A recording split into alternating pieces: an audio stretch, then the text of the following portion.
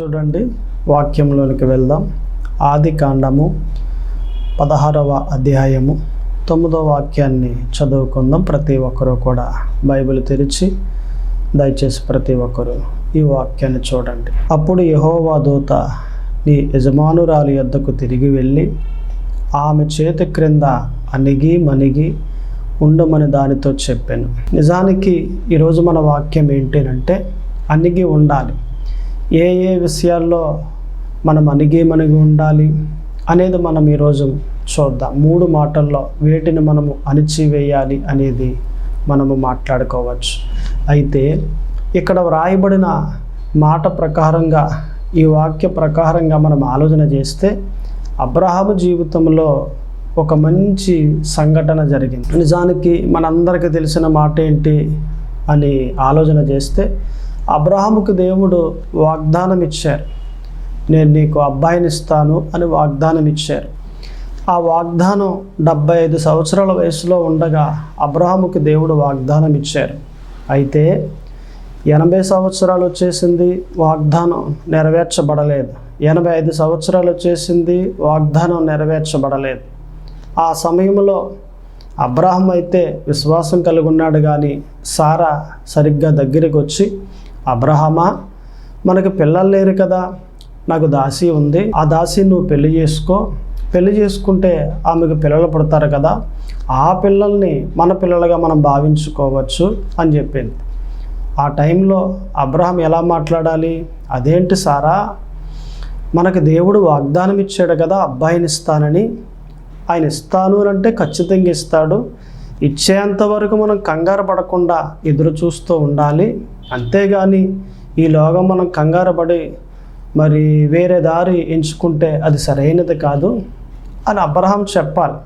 కానీ అబ్రహాము కూడా సారా మాటకు సై పలికి ఆ దాసిని అంటే హాగర్ని పెళ్లి చేసుకున్నాడు.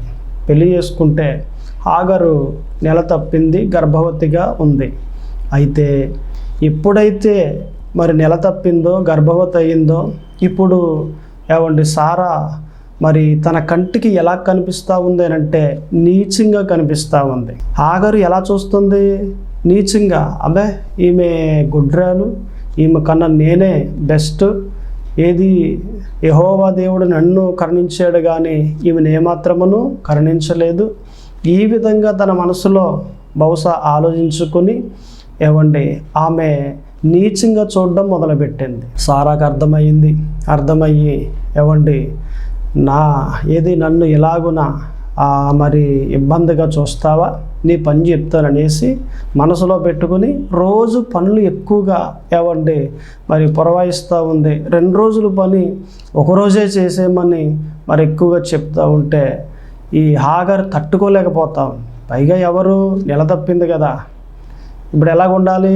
రెస్ట్ తీసుకోవాలి. ఈ టైంలో రెస్ట్ తీసుకోవాలి, కానీ ఏమండి ఎక్కువగా పనులు చేస్తూ ఉంటే కాస్త ఇబ్బంది వచ్చేసి పనులు చేయలేక ఇక సారాను అబ్రహామును విడిచిపెట్టేసి అరణ్యంలోకి వెళ్ళిపోయి, ఎప్పుడైతే అరణ్యంలోకి వెళ్ళిపోయిందో ఆ అరణ్యములో త్రాగడానికి నీరు లేదు, ఆహారం లేదు. ఆహారం లేక నీరు లేక అటు ఇటు తిరుగుతూ ఉంటే ఇప్పుడు దేవుడు ఈ స్థితిని చూసి హాగర్ను చూసి ఏవండి తన దూతను పంపించారు. ఆ దూత వచ్చి హాగరుతో మాట్లాడుతూ ఉంది. హాగరు, ఎందుకు నువ్వు ఇలా వచ్చి అరణ్యంలో అటు ఇటు తిరుగుతూ ఉన్నావు? ఇదేమాత్రము సబబు కాదు. వెళ్ళు, నీ యజమానురాలైన సారా చేతి క్రింద అణిగి ఉండు అని దేవుని యొక్క దూత సెలవిచ్చిందని. ఆ మాట ప్రకారంగా ఏమండి మరి హాగరు విన్నది. హాగరు విని మరలా వెనక్కి తిరిగి వచ్చేసింది. దేవదూత నాకు సెలవిచ్చాడు కదా, అణిగి ఉండు, నేను నిన్ను దీవిస్తాను అని ఆ మాటను మనసులో పెట్టుకుంది, వచ్చేసింది. మరలా యథావిధిగా సారా చేతి క్రింద అణిగి జీవిస్తూ ఉంది. ఇక తర్వాత వాక్యం అంతా మనకు తెలుసు. ఏమంటే హాగరుకి ఇస్మాయేలు పుట్టాడు. దేవుడు అన్నట్లుగా ఆ సంతానాన్ని విస్తరింపజేశాడు. వారే ఎవరు అంటే సాయిబులు. మన దేశంలో ఉన్నారు, వేరే వేరే దేశంలో ఉన్నారు, వారంతా కూడా వృద్ధి చెందారు. అబ్రహాముకి ఏవండి మరి పుట్టిన ఇస్మాయిలు సంతానమే సాయిబులుగా మనకు కనిపిస్తూ ఉన్నారు. అయితే ఇప్పుడు మనము ఈ వాక్యం అంతటిలో నుండి మనం మాట్లాడుకుంటే ఒక పదాన్ని మనం తీసుకుని ఈరోజు మనము జ్ఞానం చేసుకోవచ్చు. ఏంటి పదము అని ఆలోచన చేస్తే, అణిగి ఉండు, సారా చేతి క్రింద నీవు అణిగి ఉండు అని దేవదూత సెలవిచ్చాడు. అణిగి ఉంటే నేను నిన్ను దీవిస్తాను. ఇప్పుడు పరిశుద్ధాత్మ దేవుడు మనకి బోధించే మాట అదే. మీరు ఏమాత్రమును హెచ్చించుకోకుండా, గర్వించకుండా, అతిశయించకుండా మీరు అణిగి మణిగి ఉంటే నేను మిమ్మల్ని దీవిస్తాను. ఈ మాట ప్రకారంగా మనం జ్ఞానం చేస్తే మనమంతా ఎలాగుండాలట? అణిగి మణిగి ఉండాలి. భారీగా ఉన్నావా? నీ భర్త దగ్గర ఎలాగుండాలి? అణిగి మణిగి ఉండాలి. కొంతమంది చూడండి, భార్యలు భర్తల మీద తిరుగుబాటు చేస్తారు. అది సరికాదు. వాక్యం ఒప్పుకోవట్లేదు. నీ భర్తకు నీవు లోబడి ఉండాలి. ఇది వాక్యం. లేదండి పాస్టర్ గారు, మీకు తెలియదండి, వీడు మామూలుడు కాదు, త్రాగబోతూ తిరిగిపోతూ లేకపోతే పలానా కాబట్టి వీడి మాట నేను వినను అంటారు కొంతమంది. అది తప్పు. త్రాగబోతైనా తిరిగిపోతైనా ఏ బోతైనా దేవుడు చూసుకుంటాడు. ఆ గొడవ నీది కాదు. నీ భర్తగా లోబడుండు, ఖచ్చితంగా దేవుడు నిన్ను హెచ్చింపజేస్తాడు. వాక్య ప్రకారంగా నడిచే ప్రతి ఒక్కరిని బలపరుస్తాడే కానీ, హెచ్చింపజేస్తాడే కానీ దేవుడు ఎప్పుడు పడగొట్టడు, ఎవడు పాడు చేయడు. కాబట్టి ఒకవేళ త్రాగబోతా ఆ త్రాగు నుండి విడుదల కలగాలని ప్రార్థన చేయి. ఒకవేళ తిరిగిపోతా ఆ తిరిగేతనము నుండి అతడు విడుదల కలిగి ఏమంటే మంచిగా దేవుళ్ళో సాగాలని ప్రార్థన చేయి. నీవు చేసే ప్రతి ప్రార్థన దేవుడు వింటా ఉన్నాడు. కాబట్టి నువ్వు భార్య స్థానంలో ఉంటే భర్తకు లోబడి ఉండాలి. నువ్వు అణిగి మణిగి ఉండాలి. నువ్వు అణిగి మణిగి ఉంటే నీ జీవితం బాగుంటుంది. నీ భర్త దగ్గర మాటకు మాట జవాబు చెబుతూ ఉండి, మాటకు మాట ఎదిరిస్తూ ఉండి నీవు కానీ అలా కానీ ఉంటే నీ జీవితం ఎంత మాత్రమును వర్ధిల్లదు. అది మంచిగా సాగదది. కాబట్టి నువ్వు అణిగి మణిగి ఉండాలి. నిజానికి చాలామంది చూడండి, ఏది అణిగి మణిగి ఉండకుండా భర్తను వదిలేసి నేను చేయను కాపురం అనేసి ఇంటికి వెళ్ళిపోతారు. మరలా అసలు ఇంటికి వెళ్ళిపోయిన తర్వాత అమ్మ కానీ తండ్రి కానీ ఎలా చెప్పాలి? అదేంటారు ఎలాగొచ్చేసావు? పెళ్ళయిన తర్వాత ఇక ఈ ఇల్లు కాదు నీది, ఆ ఇల్లే నీ భర్త దగ్గర ఉండాలి, ఆ ఇల్లే నీ ఇల్లు, మంచి అయినా చెడ్డైనా ఏదైనా అదే ఇల్లు. కాబట్టి ఇక్కడికి ఎందుకు వచ్చేసావు? సర్లే వచ్చావులే, 4 రోజులు ఉండు, మరలా డాడీ తీసుకెళ్తారు అని చెప్పి చక్కగా పంపించాలి. ఇప్పుడు తల్లులు ఏమండి అలా బోధించట్లేదు. ఫోన్ చేస్తేనే అమ్మ అల్లుడు కొట్టాడు, మీ అల్లుడు అని అంటే ఇక చూడండి, వచ్చే ఇంటికి వచ్చే బట్టలన్నీ సర్దుకుని ఇంటికి వచ్చే, 20 సంవత్సరాల పాటు పెంచాను కదా, ఇప్పుడు పెంచలేమా? మేము ఏదైతే తింటామో అదే నీకు పెడతాం, వచ్చే ఇంటికి అనే తల్లులు ఉన్నారని. ఇదివరకటికి ఇప్పటికి చాలా వ్యత్యాసం ఉంది. అప్పుడు తల్లులు వేరు, ఇప్పుడు తల్లులు వేరు. అంటే అందరూ అలాగ ఉండరు కానీ ఎక్కువ శాతం అలాగా ఇప్పుడు నడుస్తూ ఉన్నారు. కాబట్టే చాలా చోట్ల సంసారాలు ఉండట్లేదండి, జీవితాలు కట్టబడట్లేదు, పాడైపోతూ ఉన్నాయి.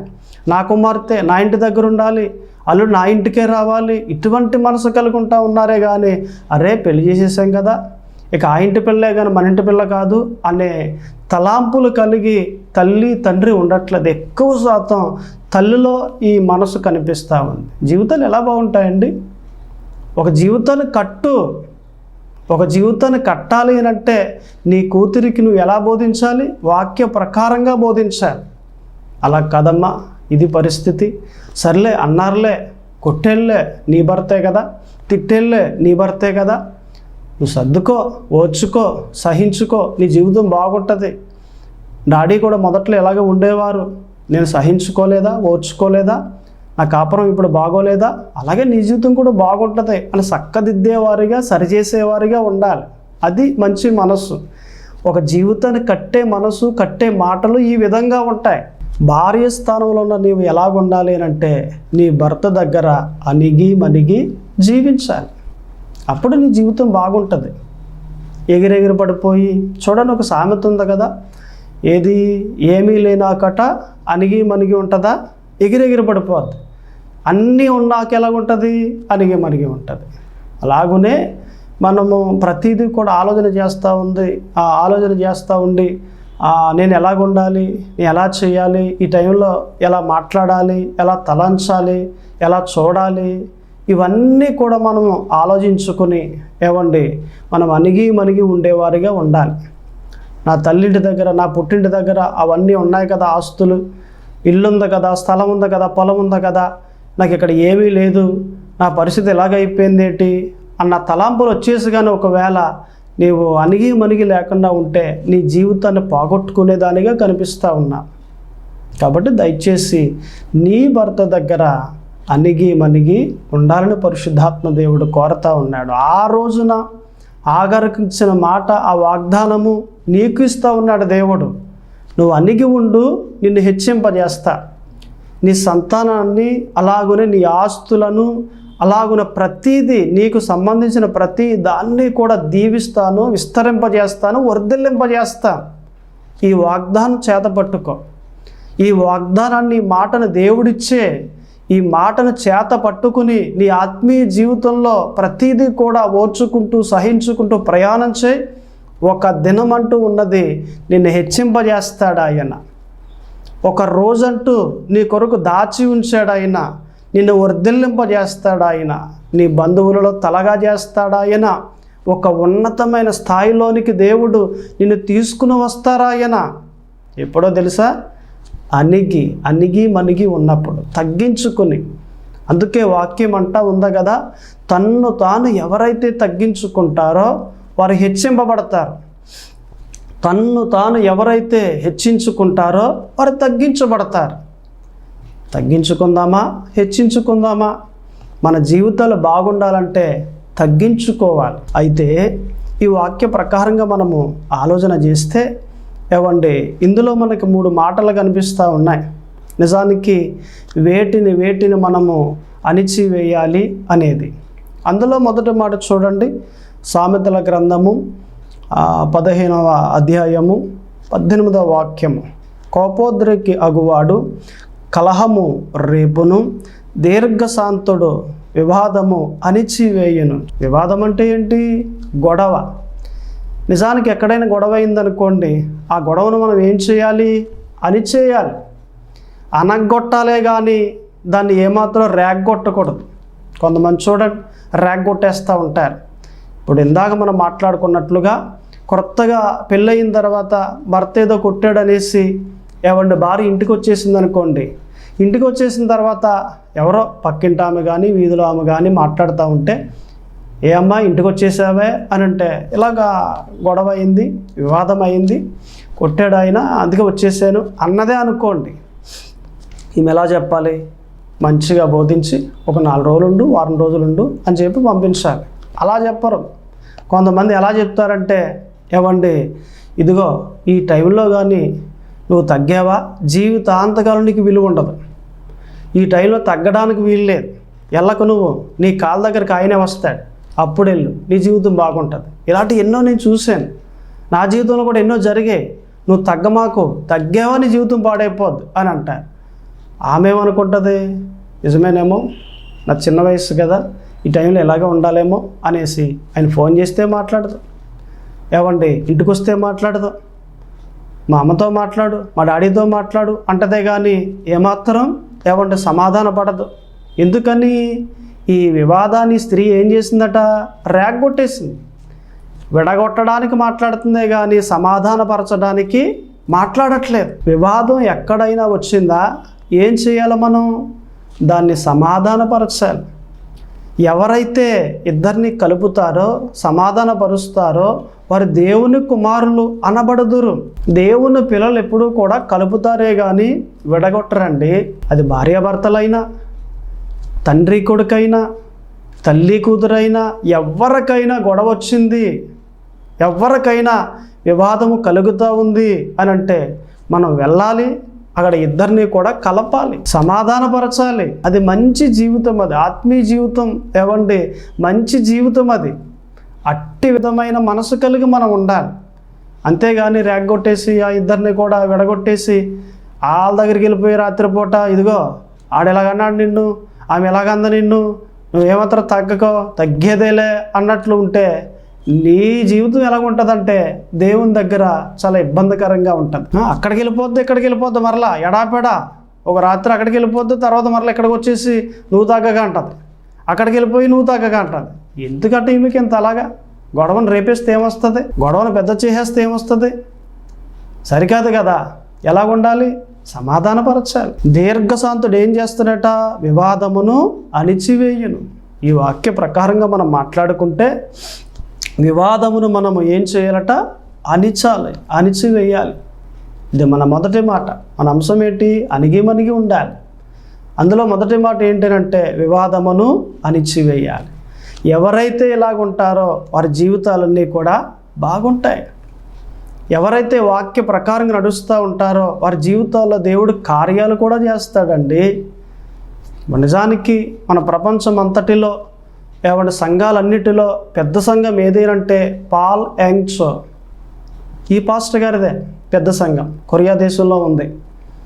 50 మంది కట్టిన సంఘం ఉంది, 100 మంది కట్టిన సంఘం ఉంది, 1000 మంది కట్టిన సంఘం ఉంది, లక్షల్లో కూడా కట్టిన సంఘాలు ఉన్నాయి. అయినప్పటికీ కూడా సంఘాలన్నిటిలో కూడా ఈ పాస్టర్ గారిది పెద్ద సంఘంగా ఇప్పటికీ కనిపిస్తూ ఉంది. ఇప్పుడైతే మన మధ్యలో ఆయన లేరు, కానీ బహుశా దేవుని సన్నిధికి వెళ్ళిపోయి 1 సంవత్సరంన్నర అవుతుంది ఆ పాస్టర్ గారు. అయినప్పటికీ సంఘం ఇప్పటికీ అలాగే ఉంది.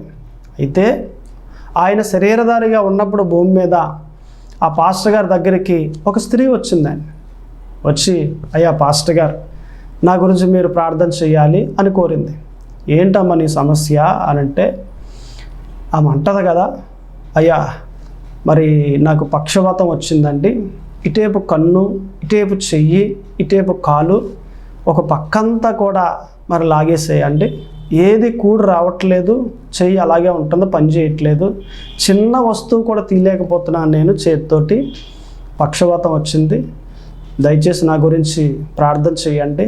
ఈ పక్షవాతం మరి ఈ రోగం నుండి నాకు విడుదల కలగాలని ప్రార్థన చేయండి పాస్టర్ గారు అని కోరింది. ఈయనది పెద్ద సంఘం, పైగా ఈయన మీద ఉన్న అభిషేకాన్ని బట్టి ఎందరో బాగుపడ్డారు. ఒక్కరు కాదు, ఇద్దరు కాదు, లక్షల్లో కోట్లలో ఎందరో బాగుపడ్డారు. అటువంటి కార్యాలు ఈ పాస్టర్ గారి ద్వారా దేవుడు ఎన్నో చేశాడు. ఇప్పుడు ఈమెకు ప్రార్థన చేశాడు. ప్రార్థన చేస్తే కార్యం జరగలేదండి. అయ్యా ఎందరో బాగుపడ్డారు కదా, మనసు పెట్టి ప్రార్థన చేయండి అని అంటే మరలా చేశాడు 2వ మారు. అయినా రోగం పోలేదు. ఇంటికి వెళ్ళిపోయింది, వారం తర్వాత వచ్చింది, మరలా చేయించుకుంది. అయ్యా చెయ్యండి, కాస్త బలంగా మనసు పెట్టి చేయండి, దేవుడు మీ ప్రార్థన ఆలకిస్తాడు అని చెబితే మరలా చేశాడు ఆయన. మరలా చేస్తే మరి ఏది ఆ కార్యం జరగలేదు, ఆ రోగం పోలేదు. ఇలాగను 3 మార్లు ప్రార్థన చేసాడు, కానీ ఆ స్త్రీలో ఉన్న పక్షవాతం అనే రోగం పోలేదండి. ఎందుకు పోవట్లేదు ఏంటో ఏమో అర్థం కావట్లేదు. సర్లే, దేవుడు ఏం చేసినా నా మేలుకే చేస్తాడు. ఈ జీవితంలో ఎంత ప్రార్థన చేసినా ఈ రోగం పోవట్లేదు, ఏదో ఉంది కారణం అని ఆయన అలా తలంచుకుని యథావిధిగా సాగుతూ ఉన్నాడు. ఒక రోజున పరుగున పాస్టర్ గారండి అని ఆయన దగ్గరికి వచ్చేసింది. ఏమ్మా అని అంటే, అసలు నాలో ఉన్న రోగం ఎందుకు పోవట్లేదో నాకు దేవుడు తెలియజేశాడని రాత్రి అంది. ఏం చెప్పాడు దేవుడు? ఏమీ లేదండి, నా హృదయంలో ద్వేషం ఉందట, ఆ ద్వేషాన్ని బట్టి నాలో ఉన్న రోగం పోవట్లేదట, దేవుడు నాకు తెలియజేశాడు రాత్రి అని అంటే, అలాగా తల్లి, ఎవరి మీద ఉంది అని అంటే మా అత్తయ్య గారి మీద, అలాగనే మావయ్య గారి మీద ఎక్కువ ద్వేషం ఉందండి. ఎందుకు వచ్చింది? పెళ్ళైన క్రొత్తలో మరి ఈ ఇంటికి నేను వచ్చినప్పుడు పరిస్థితిని బట్టి నన్ను ఎక్కువగా వేధిస్తూ ఉండేది, మాట్లాడుతూ ఉండేది. ఆ మాటలను బట్టి, వేధింపులను బట్టి నాకు ఎక్కువగా ద్వేషం వచ్చేసింది. ఆ ద్వేషం నా హృదయంలో అలాగే ఉండిపోయింది. ఇప్పుడు దేవుడు ఈ రోగాన్ని తీసేయాలంటే నీ హృదయంలో ఉన్న ద్వేషాన్ని నువ్వు తీసే, నీలో ఉన్న రోగాన్ని నేను తీసేస్తానని రాత్రి నాతో మాట్లాడారు. ఎలా తీయాలో ద్వేషాన్ని నాకు అర్థం కాక మీ దగ్గరికి పరిగెట్టుకొచ్చానండి అని పాస్టర్ గారు చెప్పగానే ఆయన అన్నారు, మొక్కాలేసి దేవునికి ప్రార్థన చేస్తూ ఉండి, ఇదిగో క్షమిస్తూ ఉన్నాను ప్రభువా, నా అత్తగారిని మామయ్యని, దయచేసి నాలో ఉన్న రోగాన్ని తీసేయండి అని నువ్వు క్షమాపణ కోరు, క్షమించు నీ అత్తయ్యను మామయ్యని ప్రార్థనలో దేవుని పాదాలు పట్టుకుని ఆ ఇద్దరిని కూడా క్షమిస్తే నీలో ఉన్న ద్వేషం పోతుంది. ఇంటికి వెళ్ళిన తర్వాత ప్రేమించు, దేవుడు ఖచ్చితంగా కార్యాన్ని చేస్తాడు అని పాస్టర్ గారు అన్నారు. అలాగేనండి అని చెప్పి అక్కడే మొక్కలు వేసింది. పాస్టర్ గారు కూడా మొక్కలు వేసారు. ఇంకా 2-3 ఉన్నారు, వాళ్ళు కూడా మొక్కలు వేసారు. ప్రార్థన అక్కడ చేస్తూ ఉన్నారు. వీళ్ళంతా ఆమెలో ఉన్న రోగాన్ని తీసేయని ప్రార్థన చేస్తూ ఉన్నారు. ఆమెమో దేవుని పాదాలు పట్టుకుని, అయ్యా మా అత్తయ్యని క్షమిస్తూ ఉన్నాను, మా మావయ్యని క్షమిస్తూ ఉన్నాను, దయచేసి ఇదిగో ప్రభువా నాలో ఉన్న రోగాన్ని తీసేయండి అని హృదయపూర్వకముగా కన్నీటితో పశ్చాత్తాపంతో దేవుని పాదాలు పట్టుకుని అత్తయ్యను మామయ్యను క్షమించి ఆ ప్రార్థన అలా చేసిందని. ప్రార్థన అలా అయ్యింది అంతే. ఆమెలో ఉన్న పక్షపాతం అనే రోగం పోయిందని. ప్రార్థన అలా జరగగానే, ప్రార్థన అలా ముగించగానే వెంటనే చేయి కూడొచ్చింది, కాలు కూడొచ్చింది. మొబైల్ అలాగా పెట్టి తీయమంటే తీసింది. అక్కడ ఉన్నవారంతా కూడా ఆశ్చర్యపోయారు. హృదయంలో ఏది ద్వేషం ఉంటే ఎవరి మీదైనా ఒంట్లో రోగాలు ఉంటాయా? దేవుడు ఇంతకు తీయరా, ఇంతకు బాగు చేయరా, ఇంతకు ఏది స్వస్థత కలగ చేయరా?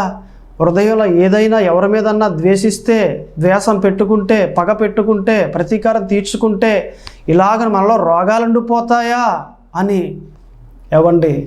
ఆశ్చర్యపోయారు. ఆ సంఘంలో ఈ కార్యాన్ని చూసిన ప్రతి ఒక్కరూ కూడా, ఆఖరికి పాస్టర్ గారు కూడా, పాల్ యంగ్చో కూడా, ఆయన కూడా ఆశ్చర్యపోయాడు. దేవుడు ఇలా ఉంటారా అని. నేను అంటాను, దయచేసి ఎవరి మీద ద్వేషం పెట్టుకోకూడదు.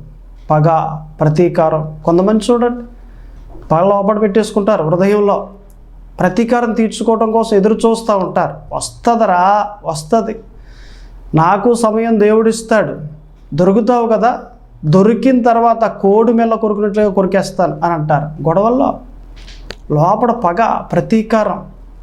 మరికొందరు అంటారు కదా, తమ్ముడినే, ఒరేయ్ నా గడప దొక్కేవా తెగ నరుకుతా అని అంటాడు. తమ్ముడే ఏం పెట్టుకున్నాడు? లోపల పగ పెట్టేసుకున్నాడు. పగ, ప్రతీకారం ఆశీర్వాదం రాకుండా చేసేస్తూ ఉంటుంది. పగ, ప్రతీకారం, ద్వేషం ఏది మనలో చొచ్చి ఉన్నాయి అని అంటే దీవెన రాకుండా చేసేస్తూ ఉంటుంది. రోగాలన్నీ కూడా లోపడే ఉండిపోతాయి కానీ శరీరంలో బయటికి విడుదల కావు. పాస్టర్ గారు బలంగా చేసిన, నెత్తి మీద చెయ్యేసి గట్టిగా కుదించి ప్రార్థన చేసిన, ఎంత బలంగా చేసినప్పటికీ కూడా ఆ రోగం శరీరంలో ఉండిపోవడానికి గల కారణం ఏంటి తెలుసా? నీలో ఉన్న ద్వేషాన్ని బట్టి. ఓకే, ఇప్పుడు పాస్టర్ గారికి వరం ఉందండి, వరాన్ని బట్టి ప్రార్థన చేశాడు ఆయన. వరాన్ని బట్టి ఒకవేళ ఇటేపు కిడ్నీ ఒక కిడ్నీకి ప్రార్థన చేశాడు, ఆ రోగం పోతుంది. మరలా ఒక నెలలు పోయిన తర్వాత ఇటేపు కిడ్నీకి వస్తుంది మరలా రోగం. కారణం ఏంటి? ఆయనలో ఉన్న వరాన్ని బట్టి దేవుడు ప్రార్థన విని కార్యం చేశాడు. కానీ నీలో ఉన్న ద్వేషాన్ని బట్టి, పగను బట్టి, ప్రతీకరణ బట్టి మరలా వచ్చేసింది రోగం ఇంకొక అవయవానికి. ఎలాగునా హార్ట్ నిమిత్తంలో ప్రార్థన చేసుకుంటే బాగుపడతాం, లివర్కి వస్తుంది. కారణం ఏంటంటే నీలో ఉన్న పగే కారణం, నీలో ఉన్న ద్వేషమే కారణం. నీలో ఉన్న ద్వేషాన్ని కానీ తీసేసేవా నీ జీవితం బాగుంటుంది. నీలో ఉన్న పగను కానీ తీసేసేవా నీ జీవితం బాగుంటుంది. నీలో ఉన్న ప్రతీకారం కానీ తీసేసేవా నీ జీవితం బాగుంటుంది. వారి మీద కోపం పెట్టుకుని, వీరి మీద కోపం పెట్టుకుని కొందరైతే భోజనమే మానేస్తారు. అంతలాగున నడుస్తున్న వారు కూడా ఉంటారు. 4 రోజులు 5 రోజులు భోజనం చేయరు. అనంటే ఆడ మీద గొడవైన గాని దగ్గర నుండి నాకు అసలు ఆ అన్నం ముట్టడానికి కూడా నాకు మనసు లేదు అని అంటారు. గొడవ అయిందా? వాక్య ప్రకారంగా మనం ఏం చేయాలి? సూర్యుడు అస్తమించేలోపు ఏం చేయాలట? సమాధాన పడాలి. భార్య, భర్త, పిల్లలు, తండ్రి ఎవరైనా ఒకరితో గొడవ అయిందనంటే సాయంత్రం లోపు ఏమవ్వాలట? సమాధానం పడిపోవాలి. ఇది వాక్యం అండి. వాక్య ప్రకారంగా ఎందరైతే నడుస్తారో వారి జీవితాలు అన్నీ బాగుంటాయి. అణిగిమణిగి ఉండాలి. భార్య స్థానంలో ఉన్నావా? భర్త దగ్గర అణిగిమణిగి ఉండు. పిల్లల స్థానంలో ఉన్నావా? నీ తల్లి దగ్గర, తండ్రి దగ్గర అణిగిమణిగి ఉండు. ఒకవేళ పని చేస్తూ ఉన్నావా? నీ యజమానుల దగ్గర అణిగిమణిగి ఉండు. ఒకవేళ స్కూల్కి వెళ్తూ ఉన్నావా? నీ మాస్టర్ దగ్గర అణిగిమణిగి ఉండు. నువ్వు అణిగిమణిగి ఉన్నావంటే నీ జీవితం బాగుంటుంది, దేవుడు హెచ్చింపజేస్తాడు. కాబట్టి మనమంతా కూడా అణిగిమణిగి ఉండాలని దేవుడు మనందరికీ తెలియజేస్తూ ఉన్నాడు. అయితే అందులో మొదటి మాట వివాదమును అణిచివేయాలి. ఇక రెండవ మాట మనం చూస్తే చూడండి, మత్తయి సువార్తలో 13వ అధ్యాయము 22వ వాక్యం. ముండ్ల పొదలలో విత్తబడిన వాడు వాక్యము వినువాడే గాని ఐహిక విచారమును ధనమోసమును ఆ వాక్యమును అణిచివేయును. చూడండి, ఇక్కడ ఏ పదం వచ్చింది? ధనమోహమును అనే పదం వచ్చింది. అంటే మన హృదయములో ఉన్న ధనాశను మనం ఏం చేయాలట? అణిచివేయాలి. కొందరు చూడండి, ఎన్ని రకాలుగా ధనం సంపాదించాలి, డబ్బు సంపాదించాలి, ఇదే కోరిక. ధనం ఉండాలి, లేకపోతే మనకి జీవితం ఎలా నడుస్తుంది? కానీ ఈ ధనం మీద దృష్టి పెట్టకూడదు. ధనం ధనం ధనం అని ప్రయాణం చేసి ఎక్కడికో ప్రయాణం చేసేస్తూ ఉంటారు. అవసరమైతే ఇంటిని వదిలేసి, ఏమంటే ఆ వీధిని, ఆ గ్రామాన్ని వదిలేసి వేరే వేరే రాష్ట్రాలకు, వేరే వేరే దేశాలకు కూడా డబ్బు నిమిత్తంలో ప్రయాణం చేస్తూ ఉంటారు. వెళ్ళిపోతారు, పెళ్లి చేసుకుంటారు. ఆ నెలలోనే భార్యని ఇక్కడ వదిలేసి ఏమండి వేరే దేశం వెళ్ళిపోయిన మగవారు కూడా ఉన్నారు. భార్య కావాలా, డబ్బు కావాలంటే వారికి డబ్బే కావాలి. పుట్టిన బిడ్డను కూడా చూసుకోకుండా వెళ్ళిపోయే తండ్రులు ఉన్నారండి డబ్బు కోసం. ఎందరు లేరండి? ఎందరు మనకి కనిపించట్లేదు, ఎందరిని మనం చూడట్లేదు. డబ్బు ఉంటే ఏమైనా చాలు, డబ్బు కోసం ఎంత దూరమైనా ప్రయాణం చేస్తారు. డబ్బు అని ప్రయాణం చేయటం కాదండి, దేవుడు అని ప్రయాణం చేయాలి. అప్పుడు జీవితాలు బాగుంటాయి. నువ్వు ఎంత డబ్బు కోసం పరిగెట్టినా ఏమండి దొరకదది. దేవుడు కోసం పరుగు పెడితే ఆ డబ్బుకు ఆజ్ఞాపిస్తాడు దేవుడు. ఏమని? డబ్బు వెళ్ళు, నా కుమారుడు వెంట భక్తిగా జీవిస్తూ ఉన్నాడు. ఎప్పుడైతే ఆ మాట దేవుడు పలికాడో డబ్బంతా నీ దగ్గరికి పరిగెట్టుకుని వస్తుంది. అంతేగాని డబ్బు అని ప్రయాణం చేసి ఇక్కడికి వెళ్ళిపోయి అలా చేసేసి ఇలా చేసేసి నష్టపోయిన వారు ఎందరో. ధనాపేక్ష సమస్త కీడులకు మూలము. ధనాపేక్ష ఎవరిలో ఉందో వారు కీడులో పడిపోతారు, శోధనలో పడిపోతారు అనే వాక్యం మనకు కనిపిస్తూ ఉంది కదండి. ఎన్ని మార్లు చదవలేదు, ఎన్ని మార్లు వినలేదు మనం. అయినప్పటికీ మన హృదయాల్లో, మన మనసుల్లో ఏముంది? ధనం మీద అపేక్ష. ధనం కావాలని కోరుకో, ధనం కావాలని ఆశించు. నువ్వు ఆశపడితే ఆశగల ప్రాణమును తృప్తిపరిచే దేవుడు. ధనం మీద ఆశ ఉండాలి, ధనం మీద కోరిక ఉండాలి, కానీ ధనం మీద అపేక్ష ఉండకూడదు. ఇది తప్పు. కాబట్టి ధనం మీద అపేక్ష ఉండకూడదు. ఈ వాక్య ప్రకారంగా మనం ఆలోచన చేస్తే ధన ఆశను ఏం చేయాలట? అణిచివేయాలి. మొదటి మాట వివాదమును అణిచివేయాలి. రెండవ మాట ధన ఆశను అణిచివేయాలి.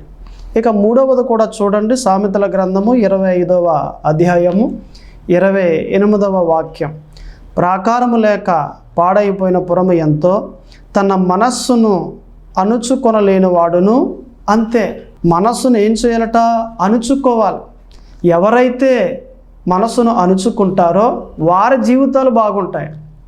నేను దీవించబడతా అని అంటానే ఉంటారు, కానీ మనసును అణుచుకోరు. ఆడవాళ్ళు చూడండి, పెళ్ళికి వెళ్ళారనుకోండి, చీర చూసారనుకోండి, అదే చీర కావాలి, అదే గడి కావాలి, అదే కలర్ కావాలి, అదే చుక్క కావాలి. ఎంత దూరమైనా ప్రయాణం చేస్తారు. సిటీకి వెళ్ళిపోతారు. అది ఏ గ్రామం అయినా, ఏ సిటీ అయినా, బట్టల షాపులు ఎన్ని ఉన్నాయి అన్నీ తిరిగేస్తారు. ఎంత పిచ్చి అంటే అంత పిచ్చి. కారణం ఏంటి? మనసంతా దాని మీదకి వెళ్ళిపోయింది. ఆ చీర కొనాలి, ఆ చారీ కొనాలి. మగవారైతే ఆ బండే కొనాలి, ఆ కారే కొనాలి, లేకపోతే ఆ స్థలమే, లేకపోతే ఆ చొక్కాయే కొనాలి. ఈ రకంగా ఒక్కొక్కరికి ఏమండి మనసంతా దాని మీదకి వెళ్ళిపోతూ ఉంది. వీరంతా ఏం చేయట్లేదట? తన మనస్సును అణుచుకోవట్లేదు. పట్టణమును పట్టుకునేవాని కంటే తన మనస్సును స్వాధీనపరుచుకునేవాడు శ్రేష్ఠుడు. ఇంత మట్టుకు చాలు దేవుడిచ్చాడు, ఇంత మట్టుకు చాలు సంపాదించుకున్నాను, ఇంత మట్టుకు చాలు ఇవన్నీ దేవుని యొద్ద నుండి పొందుకున్నాను. ఇలాగున తృప్తికరంగా జీవించేవారు కొందరే ఉన్నారు. వీరే జయించిన వారు. ఇది కావాలి, అది కావాలి పరుగులు తీసేసి ఆలయానికి దూరం అయిపోయి, దేవునికి దూరం అయిపోయి, ప్రార్థనకు దూరం అయిపోయి, ఎక్కడికో వెళ్ళిపోయి అక్కడ ఏవో 2 సంవత్సరాల నుండి 3 సంవత్సరాల నుండి శోధనలో పడిపోయి, శ్రమల్లో పడిపోయి, దేనికి? కాబట్టి దయచేసి అందరూ కూడా మనస్సును అణుచుకునే వారిగా ఉండాలి. 1 వివాదమును అణిచివేయాలి, 2 ధనాసును అణిచివేయాలి, 3వది మనస్సును అణిచివేయాలి. మన అంశం ఏంటంటే అణిగి ఉండాలి. ప్రార్థన చేసుకుందాం కళ్ళు మూసుకొని. దేవుడు మిమ్మల్ని దీవించునుగాక.